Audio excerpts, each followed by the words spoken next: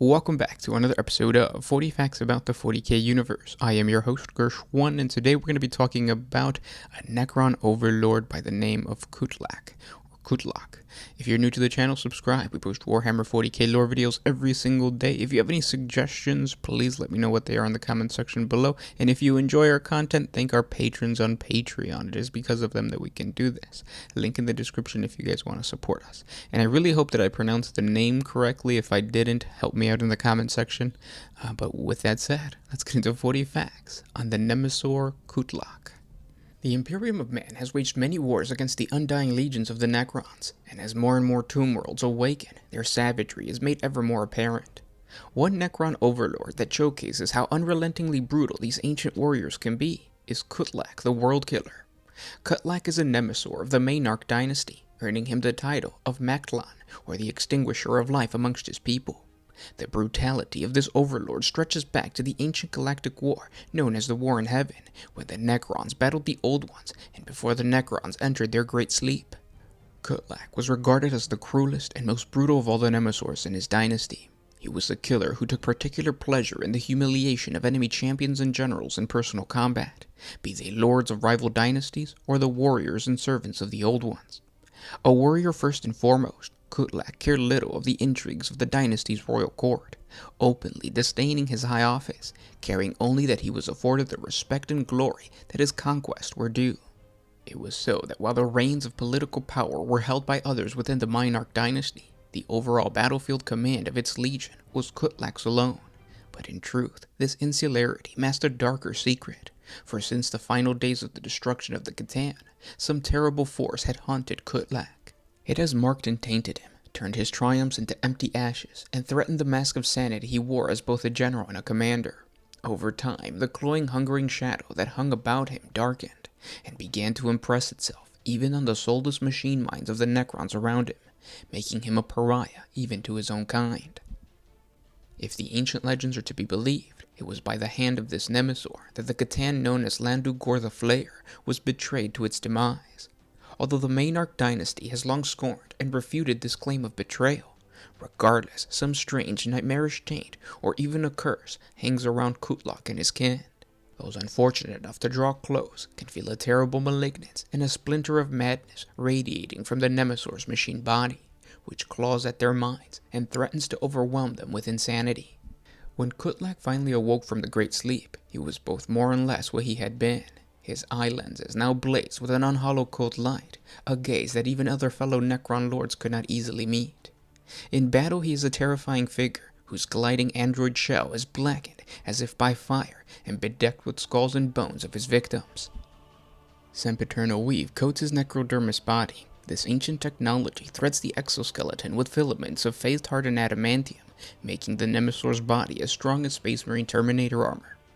The Nemesaur carries his dynasty's Obsidax, a specially crafted midnight black hyperblade that vibrates across dimensional states and can slice through a warrior, much like an Imperial's power weapon.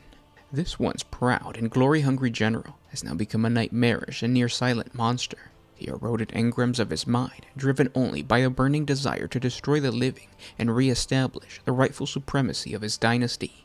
Once Kutlak was able to fully awaken his warriors, he began his invasion. He led the Maynarch dynasty into the Imperial Orpheus sector on the edge of the Segmentum Tempestus. The attack was preceded by a communication blackout, which left the Orpheus sector cut in two. The Necrons advanced in two distinct lines of battle, one invading the sector from the outer darkness, with the second entering the sector from the galactic south and the territories of the former Lyax sector. Unable to call for help, the entire eastern half of the Orpheus sector succumbed quickly, with only the Space Marines of the Angel's Revenant chapter putting up a true fight, but even their sacrifice was not enough to stop the Xeno advance.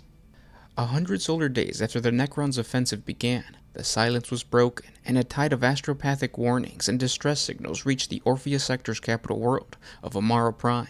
Only now realizing that it had come under attack, the Imperium mobilized its vast armies, but it could not prevent the Drusian subsector from being overrun.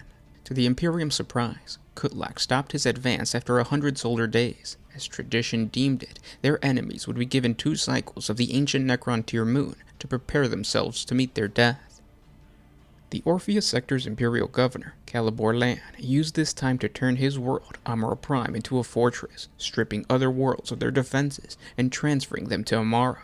Crusading forces and reinforcements allocated to purge the chaos-ridden Chimerium system were rerouted to Amara, including armies drawn from the Necromundan regiments and the fearsome Death Corps of Krieg of the Imperial Guard.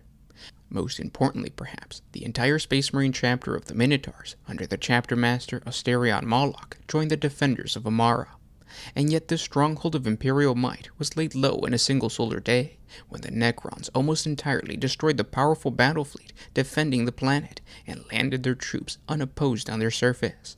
Had it not been for the desperate counterattack of the Minotaur's chapter fleet, the stoic resistance of the Death Corps, total victory would have been achieved.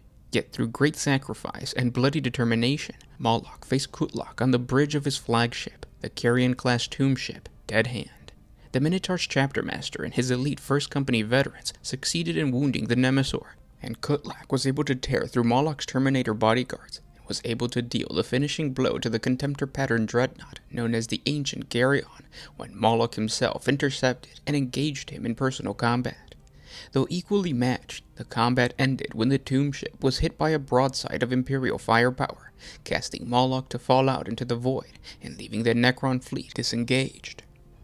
Having not anticipated this level of stubbornness amongst their foes, the Necrons retreated with something akin to respect for these vermins which had settled upon their worlds.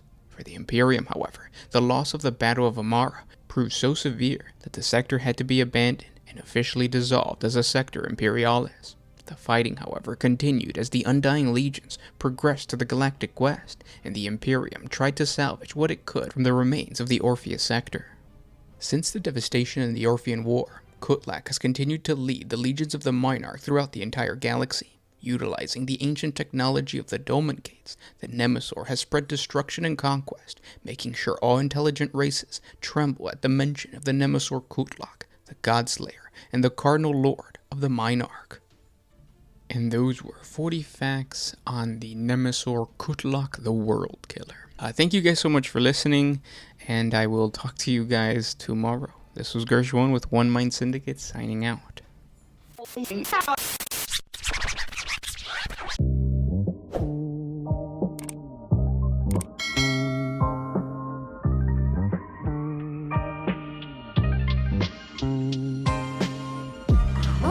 used to put my freedom first in any situation.